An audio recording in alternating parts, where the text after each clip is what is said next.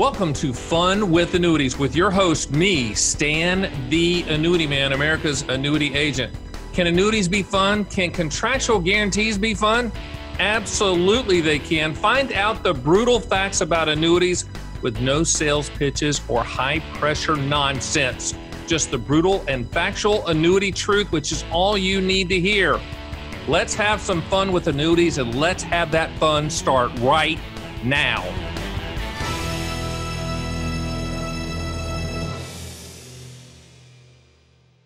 Welcome to Fun with Annuities. I'm your host, Stan the Annuity Man, America's annuity agent, licensed in all 50 states. And our saying here at Fun with Annuities is living the reality, not the dream. But today's kind of a dream because one of my favorite guests has returned, and I'm so happy she is here. She is known as the Money Lady, and she is my choice for the next Fed chairman. And honestly, she is one of the top financial minds in the world. That is not disputable at all. And I love reading her stuff. We'll have all of her information on my site at theannuityman.com, so you can go to her site and watch the videos and read her stuff and buy her books, etc. And I just want to welcome everybody on all the major podcast platforms and on the Fun with Annuities YouTube channel. With that being said, welcome royalty, Terry Savage. How are you, Terry? Oh, I think I just show up so you can introduce me, because that always gets me going for at least a week or 10 days. Thank Absolutely. You, I mean, the good news is you can always just go back and just loop it, and it's on tape. So we're gonna I'm going to include you. I just looked at my screen. I'm like, I need to get your face up there on a split screen, because that's the way we like to do it. Let's jump in and talk about inflation. My good friend Janet Yellen, who I've never met, she talks about inflation as transitory, and then the argument is it's sustained. No. I could care less what Janet Yellen says. I want to know what Terry Savage says. Well, thank you very much. I have met Janet Yellen. It's actually, I think that word transitory is going to go down in history and be associated with Fed Chairman Jay Powell. Mm-hmm. And, let me just take you back a few years. Sometimes, I think what this proves is that Fed chairman can say something, but the markets always have the last word. So you remember back when Alan Greenspan said irrational exuberance. Mm-hmm. Kind of, he was right, only the market went up another couple thousand points before it collapsed. And I think Jay Powell saying that inflation is transitory is going to be one of those buzzwords that remind us that while the Fed is powerful, the markets are more powerful, and they will eventually have their say. And I think when you bring up the word inflation, that's just what's beginning to happen.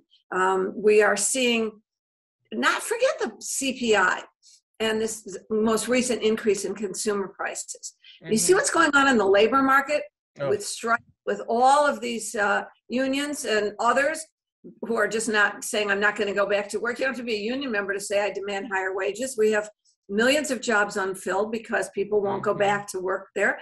And so there's a tremendous wage component. Housing is a huge component of the CPI. Now rising interest rates, which come with inflation typically, might dim the meteoric rise in home prices. But the fact is we have a lot of the components of permanent inflation being injected into the economy, along with the shortages, as have been the headlines recently, of goods that are backed up at the ports. So I think this is actually, we'll look back on this exact moment as when everybody realized the Fed can say whatever it wants. Inflation's coming and the markets know it. And I think it's going to be sustained for a longer period of time. As I always tell people, inflation's customizable and personal. I mean, I don't drive a lot, so I don't feel the gas crunch. But for people that drive, I really feel sorry for them. Or if you have small kids, my kids are out of the household, thank goodness. They're still on the payroll, Terry, but they're out of the household. But anyway, people with small kids, inflation hits them differently because they have to go to the grocery store and buy different things. Can you address kind of the customization of inflation? And for, most of my listeners are either retirees, they want to be retirees, they're pointing toward retirement, they're seniors, they're baby boomers, they're people that are do-it-yourselfers that want enough information and really good information so they can make a decision on their terms. How do you address inflation from that group? Yeah, well, I call us grown-ups. And we need grown-ups in the room, Terry. Yeah, we need grown-ups in the room. And all grown-ups are going to feel this. If you heat this inflation, if you heat your home with gas, you may not have, you don't follow the futures markets, but gasoline prices, maybe you don't drive a lot, Stan, but if you heat your home with gas, which a vast majority of America does, and that's an input into electricity as well, natural gas prices have more than doubled. So you can expect at least a 50% increase in your home heating bill this winter. And for this particular 50, you're saying 50%? 55, yeah, 50. I think if your monthly bill in December last year it was $382 or whatever it was. I think you're going to see 500 something dollars. No, I definitely think that's going to be passed along. And even though we talk about it, you know, I'm on the board of directors of CME Group, the Chicago Mercantile Exchange. I watch the futures on everything from gold and oil. We see oil over $80 a barrel now.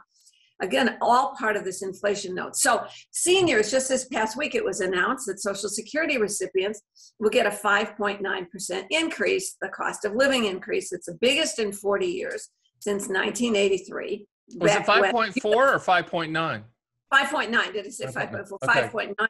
Okay. So remember back in, some of us remember 1983. Remember the inflation. We remember in 80, the prime rate at 21% as Paul Volcker tried to wring inflation out of the economy. He was Fed chairman then. We remember Treasury bill rates at 12 and 13%. They were. And we remember that kind of inflation. I'm not saying that's going to happen today. But along with inflation tends to come higher interest rates. So if you think that you are blessed now with an almost 6% increase in your Social Security check, they have not announced the premiums yet for Medicare Part B. That's a hospitalization. And you know those creep up every year. So that's going to eat up a little of your check. They have not announced yet, you know, every year as a senior, about this time, end of the year, you go through at Medicare.gov your prescription drugs, the Part D plan, even if you're not taking them. But if you are, you line up all your prescriptions and see what they've done in your plan, and maybe you need to switch to another one. I can promise you that drug prices are going to go up. Yeah. So that huge increase you just got in your Social Security check, or will get in January, will be eaten up by your home heating oil bill. Then remember, energy drives the cost of all the fruits and vegetables that we're smart enough to eat, because those are trucked across the country. So those will go up. So your home heating bill, your medical prices, your medical services that aren't covered by Medicare, unless you're in an Advantage program, I guarantee you that that boost in COLA and the Social Security check will be offset by other rising costs. And the one bright thing is you might get a little more interest on your CDs, except that the banks don't want to pay you any more interest because there's so much money. Let me interject. This is when I promote myself. MIGAs, multi-year guarantee annuities, outperform CDs, and you can get those live rates on my site. But I want to go back to inflation, and I know that you are a big proponent of owning stocks over the long run, but these are some markets that, and I hear this every day from people, people that are grown-ups, Terry. We've seen markets actually go up and down. There's a lot of advisors out there that I always say that I have cowboy boots older than they are, and they've never seen anything go down. What do you tell the people right here, even though historically, yes, stocks work, what do you say? Well, I say, like a typical economist, which I'm not on the one hand, and on the other hand, here's what I know about stocks. There's never, going back 100 years now, this is Ibbotson's research at Morningstar, never been a 20-year period where you lost money in a diversified portfolio of large company stocks with dividends reinvested. And that's even adjusted for inflation. Sure. So I know you need a component of stocks in your portfolio. But I also know that as we talk, we're so close to all-time market highs. And anybody who had a 401k for years and put that $300 away, suddenly you've got a real hunk of money. You've rolled it to an IRA. You're making investment decisions about it. And because the market's been so generous, it's been, oh my goodness, I have more money than I ever thought. And now the question is, how do you get back to an asset allocation that makes sense? So let me just say this. You got to have stocks that's going to offset inflation. I know we're going to have inflation. I don't know. Am I the only old person that remembers the components of inflation are too much money pushing up prices, wages, a spiral? We're going to see that. Unfortunately, even though that's a factual thought, you're somewhat of a contrarian right now. Well, Because I it know seems like everyone's forgotten that. everybody has forgotten that. And somebody haven't learned the lesson. But here's the thing. I know everyone out there said, okay, she said we have to have some stocks, but maybe we have too much in stocks. Where do we put it? What are our other choices? Okay, so bonds, absolutely not. Because you can lose as much money in bonds as you can in stocks. Who would want to lock up your money now for 10 years at 1.5% or so in US Treasury bonds? If we think inflation's coming, we know the bond market will demand higher interest rates when the Treasury tries to borrow more, despite what the Fed's been able to do recently. And so you don't want to be locked up for 5 or 10 years. So you want short term. And then you go, oh my gosh, I went to my bank and they're giving me like 0.25% on a 1-year CD. I just looked those up for a show I did recently. Yeah. I mean, that makes you feel like a fool if inflation is up at 5% because you're getting a 6% cost of living increase. You know you're losing. So Stan, I turn the microphone back to you because what would you do? Well, I used to live in the world with Morgan Stanley, Dean Witter, Payne Weber, UBS. So I used to be on that side of the markets. It's a tough place to be right now just because it is volatile and our gut instincts are all telling us, if there was an event, this thing could dip. I do think I agree with you 100% that you have to have that long-term vision, but that's hard to do in the short run. You do have to be disciplined. You do have to hang in there. There are some, the reason our phones ring off the hook right now is because people are buying these multi-year guarantee annuities because they beat the CD rates. That doesn't mean it's perfect, but that means that's one of the few places to go. So there's, as I tell people, Terry, there's no perfect answers, just really bad sales pitches, which we don't do. But I'm really interested to hear your take and insight on the corner that the Fed has painted themselves into. And we've been around a long time, and this is blue water. I'm anxiously watching, just like you are. What are they going to do? I know that I think the chairman he gets reelected or reappointed in January. Do you think he will then be a little bit more autonomous than he is now, or is he going to continue to be bullied by, whoever's in office? But let me back up a minute because he or she. Okay, I want to talk about Jay Powell, but I want to take a step back because everybody out there is going, but wait, they didn't answer my question. So what do I do now? Okay, and you're right. No, not perfect answers. No. But I think if there were ever a moment that, number one, you had to be balanced, you do need exposure to stocks. You do need to understand that it's entirely possible. Even if you're 65 or even 70, you're going to probably live into your 90s another 15 or 20 years. Historically, over long periods, stocks have beat inflation. So you need a component of stocks. It's not just the economic decision you're making, it's the emotional decision.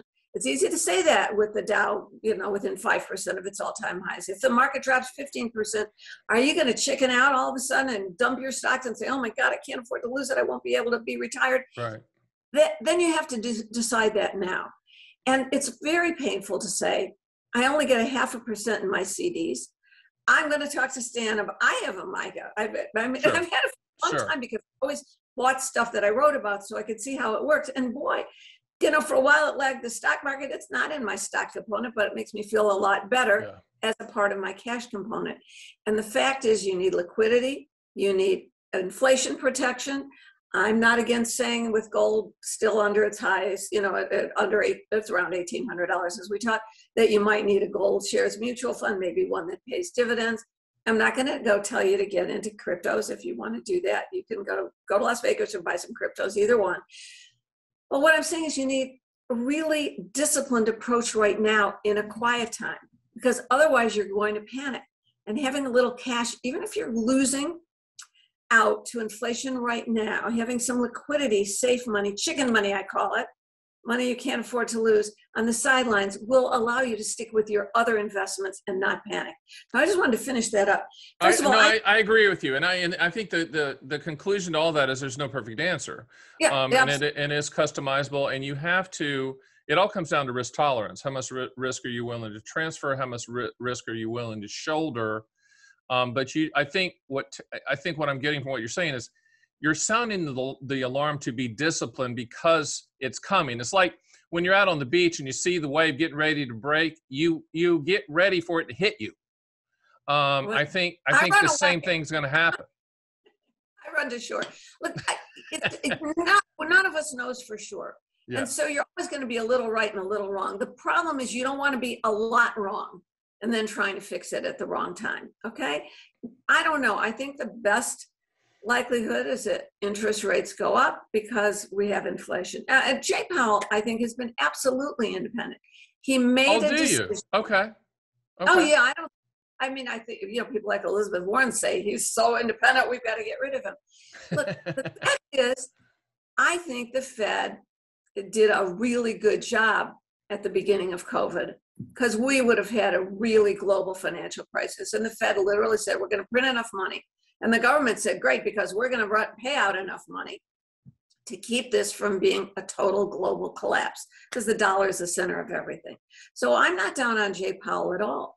But what I am down on is the fact that Congress thinks that they can keep borrowing money because, they say they're going to tax it away, but they'll never get enough in taxes. So it'll add to the deficit, which they'll, of course, raise in the debt ceiling. And the Fed has been very accommodating.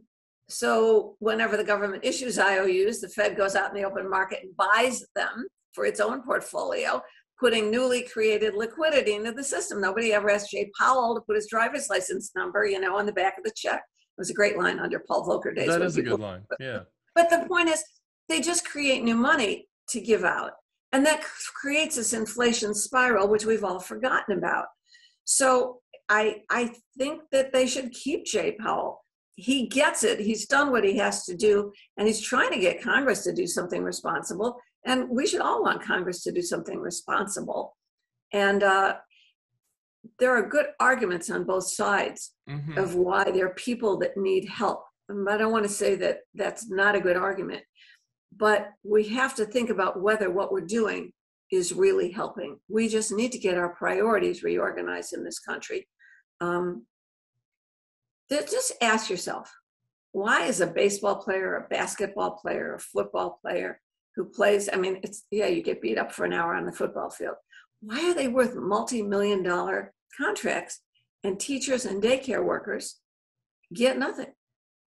Hey, that's another story. Talk a problem. I was wanting to also get your input on the idea that was quickly floated about minting $1 trillion coin. Oh, for God's sakes! Did you fall down and just yell at the top of your lungs? What did you do when you heard that?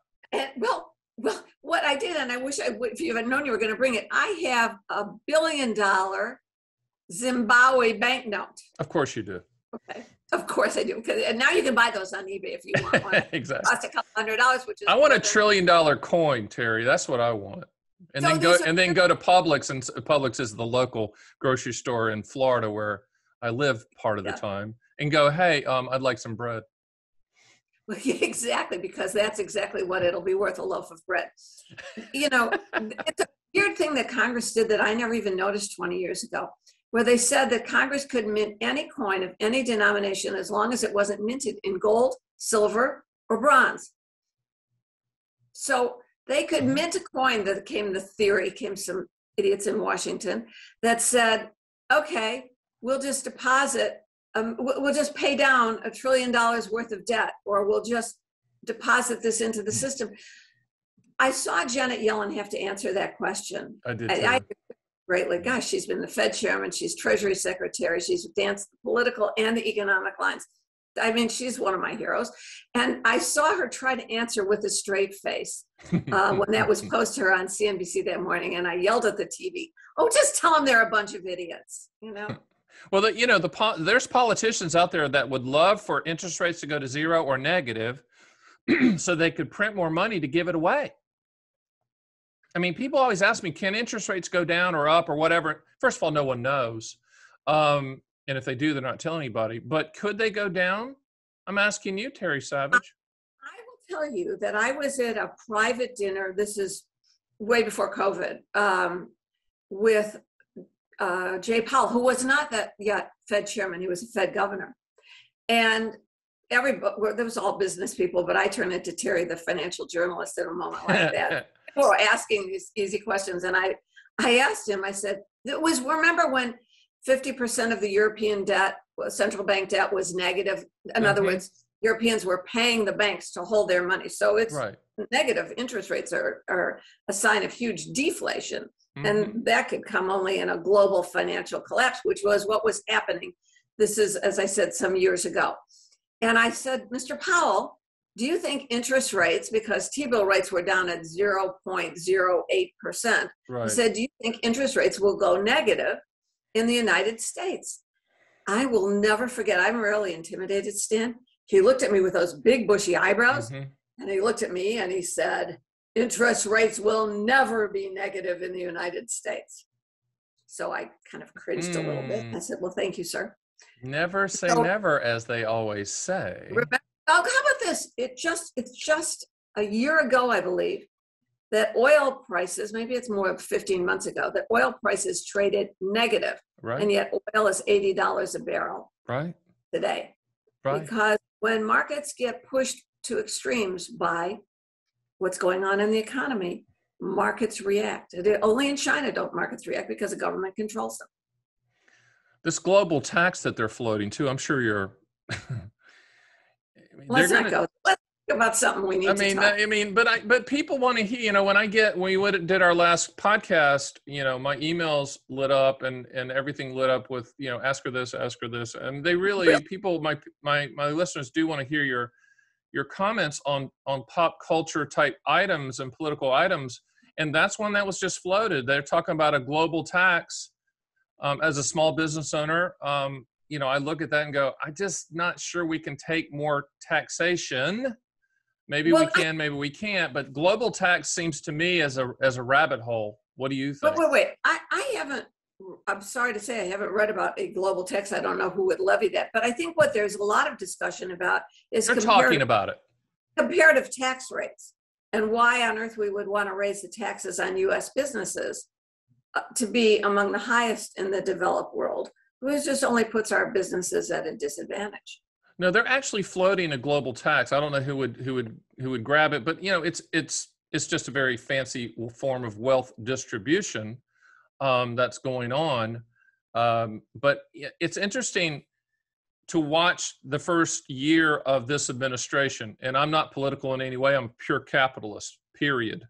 But doesn't it seem like we're spiraling a little bit downward? Doesn't it seem just a tad bit chaotic to you? Because you've seen it all, been there, forgotten more than most people will ever know.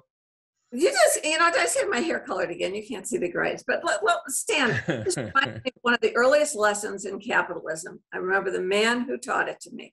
I remember the moment I heard it, and I've carried this thought with me. He said, yes, capitalism is the unequal distribution of wealth.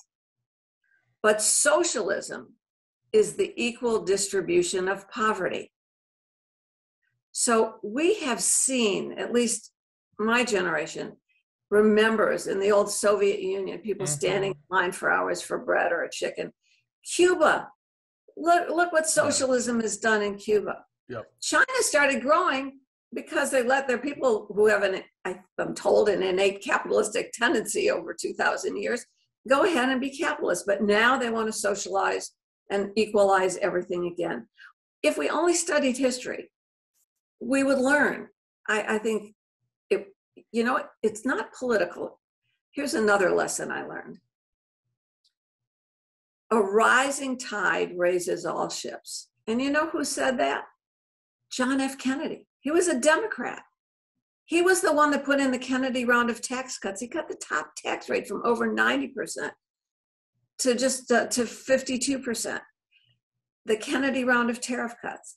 He was the one who said, paradoxically, cutting tax rates increases tax revenues. Anybody who doesn't remember it, you all remember, but tell your kids, Kennedy was a Democrat. It wasn't a political thing. It was an idea that people don't work to pay taxes. They work to keep an after-tax return. So the whole idea that we've lost the sense that people don't work to serve the government, except in places like Cuba, the old Soviet Union, again in China now probably, and that really destroys an economy. So if we want to create wealth and uplift people, we have to have a growing economy. And taxing incentives away will not do that. I mean, you may disagree with me, and I totally agree. I totally agree I know with you. I mean, but you out there may disagree, but I yeah, know that it's true, and history says it's true.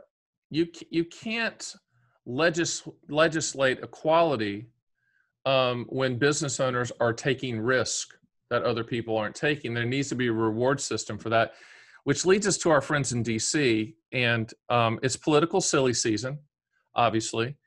It's You know, always how can they? I literally thought when the change of administrations, I thought they were walking it, even though COVID was kind of working its way through. I thought that the economy would be a nonstop juggernaut. How have the politicians, both parties, how have they screwed this thing up? well, and I want to make clear, I do believe it's both parties. Oh, absolutely. They've.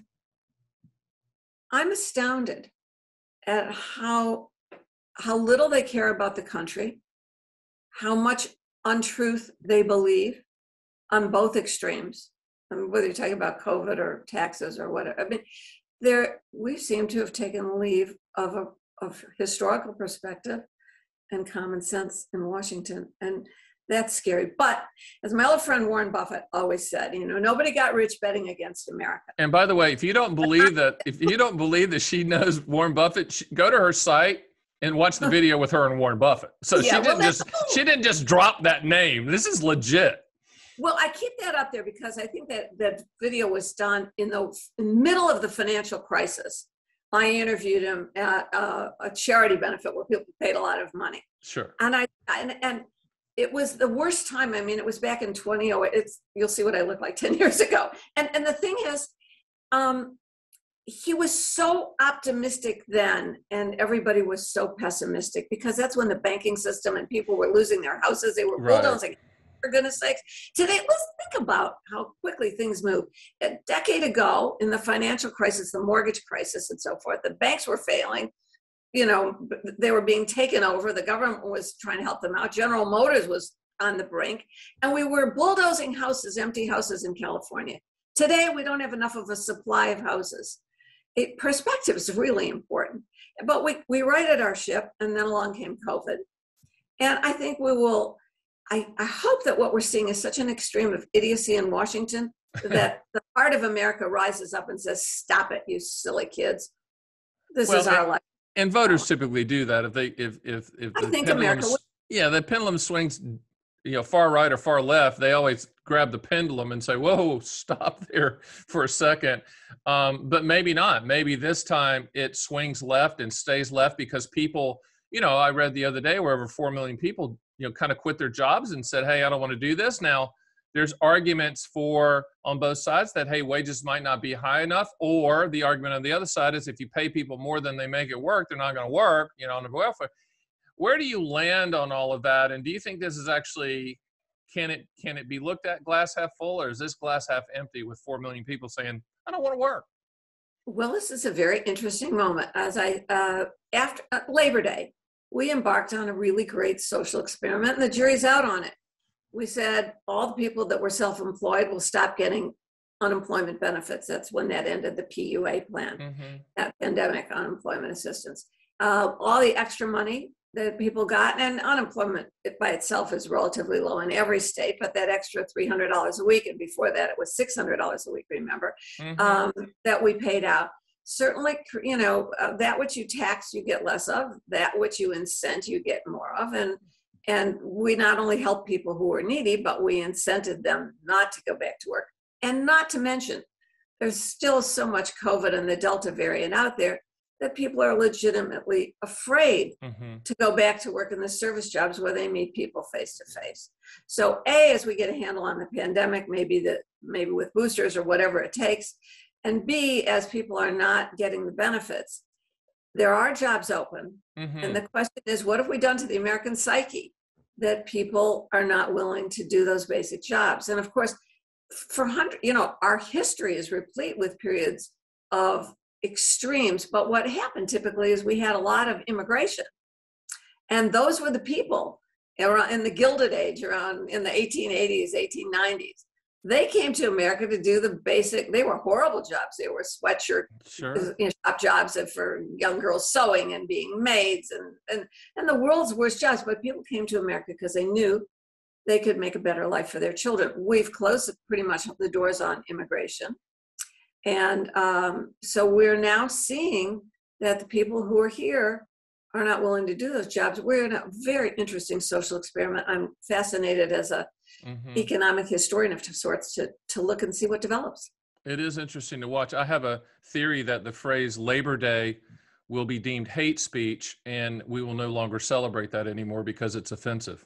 I'm not kidding. It's, as stupid as that sounds, I want you to think logically through that because it's kind of crazy where we're at right now, where we've all had jobs where we didn't like it and we had to pay our dues. And I'm just not sure we're in a society now that feels like they have to. Now, when COVID hit, it made us realize the fragility of life and the fact that over 700,000 people in this country alone have passed away due to it. Whether you believe that's a true number or not, then if you don't believe that's true, then let's just say it's 300,000. That's still a lot. The point is, it made people kind of do some self-reflection and say, hey, you know, what do I want to do? The problem is that not everybody can be a sculptor or a painter or a guitar player. Or a lawyer doing it on Zoom, or a professional. And that's where the jobs are open. You want to go out to a great restaurant. Restaurants are open, but they're only half full, but you can't get a table because they don't have enough cooks or wait staff to serve you. So as I said, we're going through a great reorganization of priorities in America. Oh, that was that Warren Buffett tried to call you right there? Was that Hey, Buffett? Warren, no. Actually, Hey, Terry, when you turn on the television and you see 60 to 80 ships in the Los Angeles port, what do you think? I think the president did a great job. I think someone needs to step up. And those are, there are areas that are really important for government, I think, to be involved. And one of those is certainly the safety, the national interest. And I think it's definitely in the national interest for a government to step in and deal with national kinds of problems. So it's not just war, national defense. I was really proud that they noticed. I agree with what the president said, which is maybe we need to go 24/7 on the shipping companies to do this bottleneck. The only problem with that thought is they still can't hire people to go and drive the trucks. I read an article the other day where they're actually thinking about having 18-year-olds be able to drive long-haul trucks, which means that I will never drive again on the road, Terry. That's all that means. I know, I heard that, and I was on the highway this morning, actually, but there were a lot of trucks, and I started thinking, you better stay out of the way. What if these are some of the amateurs that they're hiring? Again, it's a question of priorities. I mean, we have TV stars, we have media stars, we have athletes who... But that's not going to change, Terry. That's like wishing that all of us had six-pack ab muscles. It's just not going to happen. Yeah, the priorities from the standpoint of that. I mean, those people are always going to get overpaid for whatever reason because it's entertainment. Entertainment is skewed against the reality of we need to pay teachers more. I agree with you, but I don't think that's ever going to change. Or maybe sports or what are those things go in cycles, maybe, but I haven't seen any indication of that coming up anytime soon. No, it's very American. It is very American. It's just that we're seeing the results of our priorities now. Do you have to share some of the texts or emails you get as a result of this discussion? Because I don't have an answer for that, but I know that it's a problem that's impacting our society now. And whether it's truck drivers because they get us our food, or the frontline staff that, Walmart or whatever it might be, or whether it's the teachers. I mean, I think America's having sort of a day of reckoning here. Yep. And the only answer to that is growth. The absolute only answer to that. We cannot divide our way out of the problems by cutting up the pie and distributing the crumbs. I'll firmly believe that the real answer to our economic problems is economic growth, raising taxes does not give you economic growth. I agree. Period. And I think that we're going to find out how important, and most people know this already, but a lot of people don't, how important truck drivers are. Yeah, I'm telling you right now, those people make this whole thing happen. Now, and I know that there's technology, there's driverless trucks, and they're trying to figure out how to do this long term. But if it wasn't for the truck drivers, it's not happening out there, period. And we got to give roads too, and bridges that are safe. So here you go. Agreed.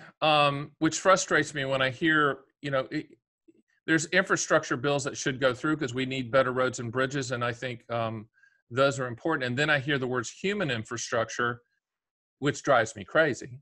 But do you think, and this will definitely air, this podcast will air before, DC makes a decision, but do you predict because that a long time. I hope do you think they're going to get something done on the true infrastructure bill, which I think is needed? I think everybody in the country says, yeah, if we're going to spend money, let's spend money there. Do you think they'll at least do that? Stan, you got to get someone who handicaps politics. I'm as frustrated as any average American, and I don't have any insight to that. I never would have believed some of the things that are happening, that have happened in the last couple of years or more out of Washington. And I don't, I hope we don't need a bigger crisis to shake Washington up. I'm like everyone else. You go get both sides to argue this out. Nobody else seems to be able to make headway. Yeah, the polarization of the country is bad, to say the least. Getting back to the markets, we've been around a while, and we remember the dot-com era where there were companies that were going public that had no value, and they were going from 12 to 70 in one day. I was there. I was part of, with Morgan Stanley, we were part of a lot of those underwritings, and I was part of that group that was in charge of a lot of that in my region, and it was crazy. Is there an eerie feeling, the same thing when you hear about people margining crypto to buy crypto? Well, here's another old savage truth. My book is The Savage Truth on Money, and it's great for your kids starting out. It's a great read. It's a great read for all levels, period. Invest in long-term care insurance and all those. Sure. I don't promote myself very much anymore. I do television regularly in Chicago.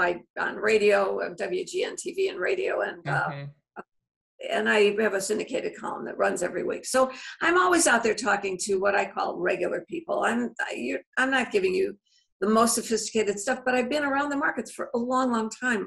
I was a founding member of the Chicago Board Options Exchange, the first woman trader. That's how I knew I wasn't a good trader, not a bad investor over the long run, but not a good trader. And so, I look at the markets from a historical perspective. I know, I'll give you something I lived through.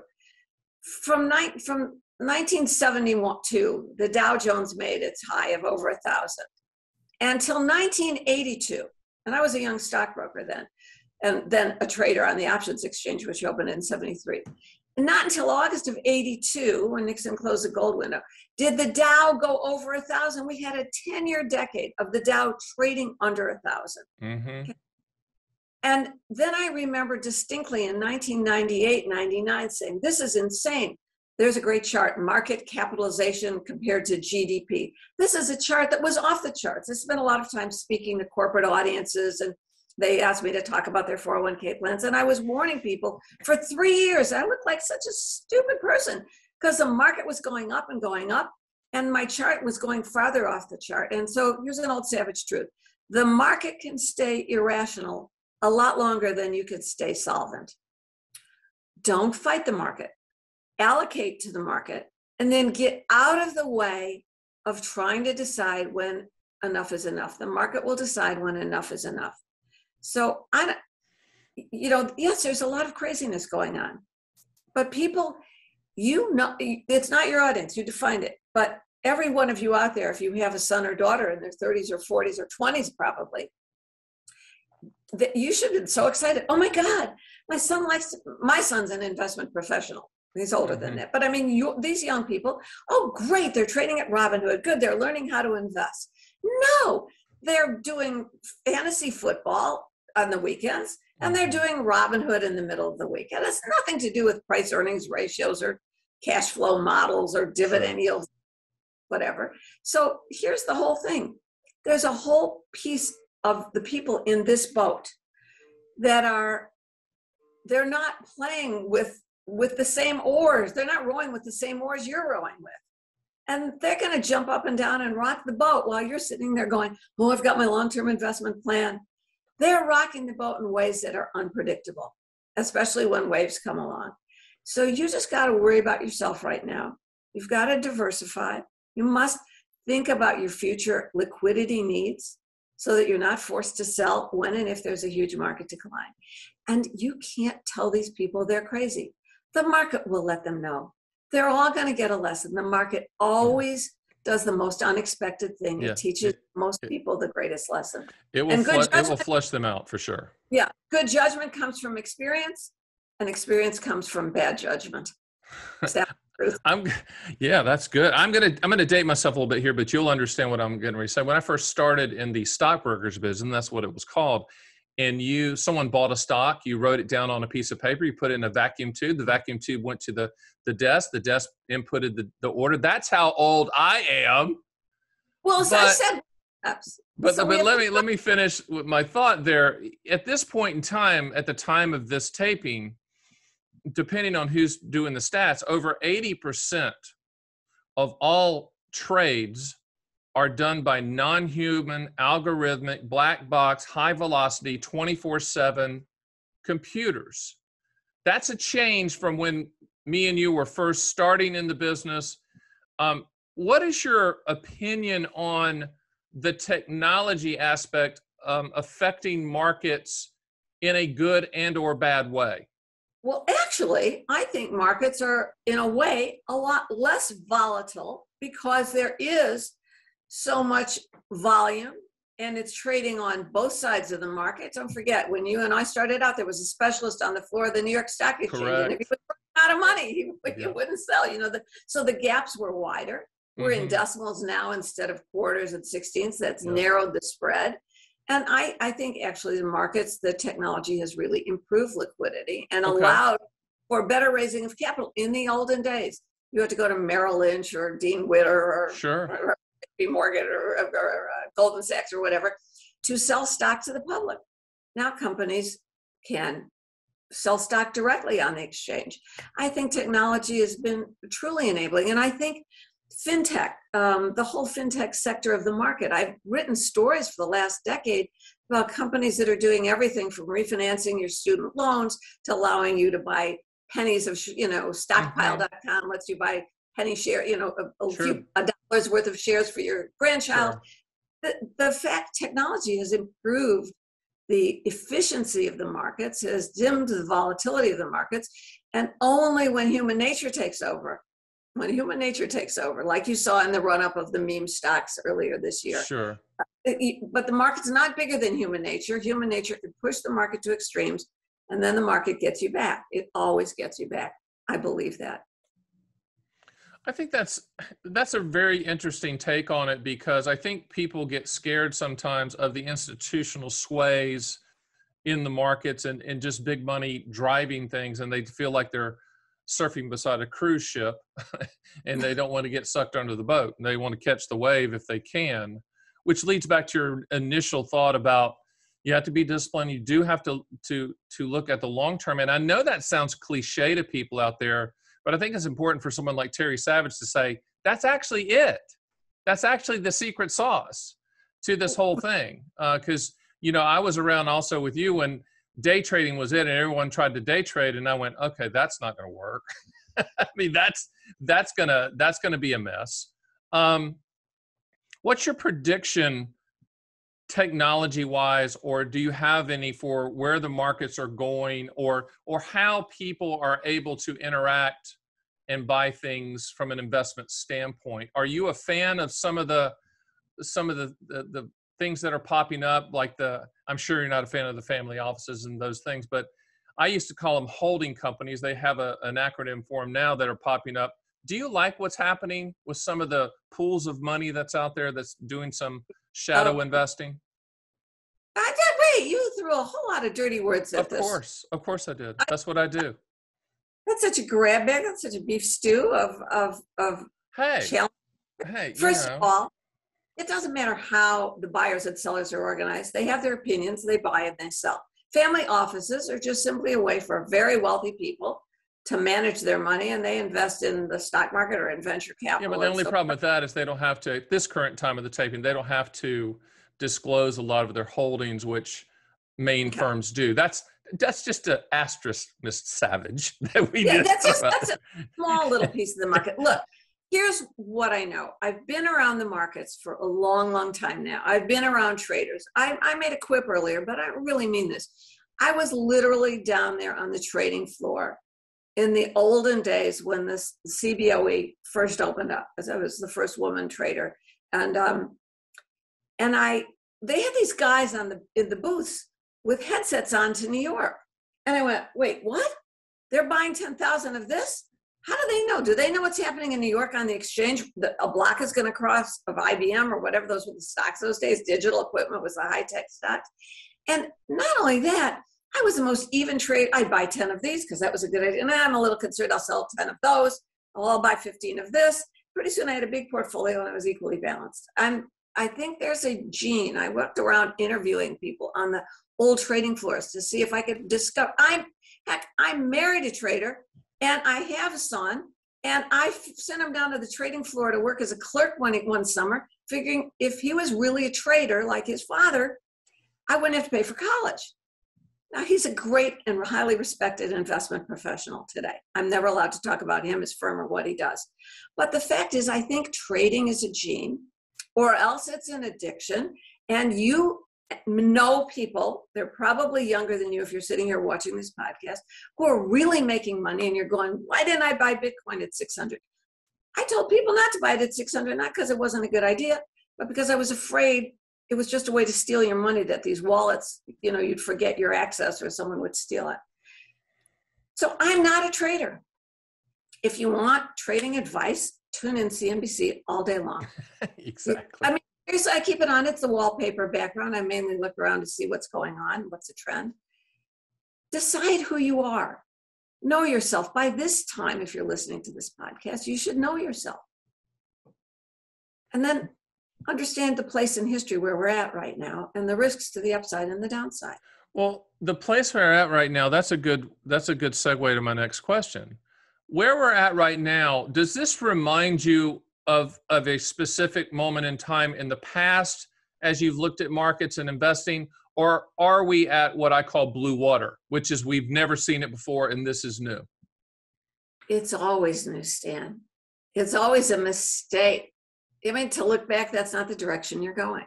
You're supposed to learn something by feeling the waves of history that lead to extremes on the downside, extremes on the upside. But it's never just the same. It's always blue water. If it weren't, there'd be somebody who could give you answers. So what you have to do, you have to sort of balance yourself and say, if this happens, I'll be really glad I had this. If that happens, I'll wish I had more of that. That's the only way I know. If you want to put it all on the line, go be a trader. Yeah. It wasn't my thrill.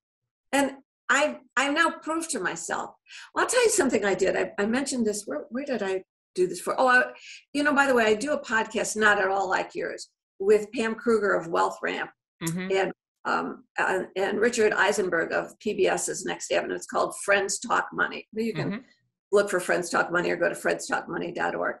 And we're talking about balancing things out. So I started when they first opened up IRAs, and you could put $2,000 in. I opened an IRA in a CD. At the same time, I put an IRA in an index fund. And I remember saying, yeah, but the market's going down. I need some chicken money. And it turned out that all the projections in my book about what $2,000 would grow to with an average return of 10.1%, which has always been the historical average return of the stock market, that IRA is still sitting in my Chase account. I just always gave instructions, roll it over. So it rolls over now at like 0.03%. Mm-hmm. It's worth about $7,500. Whereas I went and did the numbers for the stock market because I've had lots of different investments and funds over the time. Mm-hmm. That same amount of money would have been over $58,000, real, just based on the cash value of the Dow.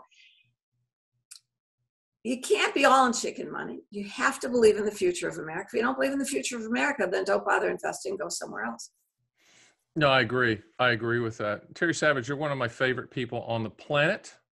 And I'm so glad that you joined us for the Fun with Annuities. Any last words? As I always like to have my celebrity guest give kind of the closing mantra as you get in your Learjet and zip off to the Swiss Alps. No. And I'm going to give two closing things. Okay. The first one is you've had all my profundities. Nobody knows for sure. Don't feel bad that someone else is making a lot of money in cryptos and someone else has been trading AMC, the movie theaters. If you don't want to go back to the movies, I don't get why those stocks should be soaring, but you're never going to beat the market. I just go to terrysavage.com. I just posted a column. By the time you see this, it may be a week or two old. Mm-hmm. You don't have to beat the market.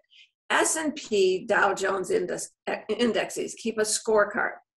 And the scorecard is how many professional money managers of mutual funds, the kind that you get to choose from, have beat their benchmark indexes. And it's like in the last year, 70% of the large cap, the small cap, the mid cap, they've all failed to beat their benchmark market indexes. You don't have to beat the market. You just have to be the market. And over the long run, you will come out ahead. So that's a savage truth.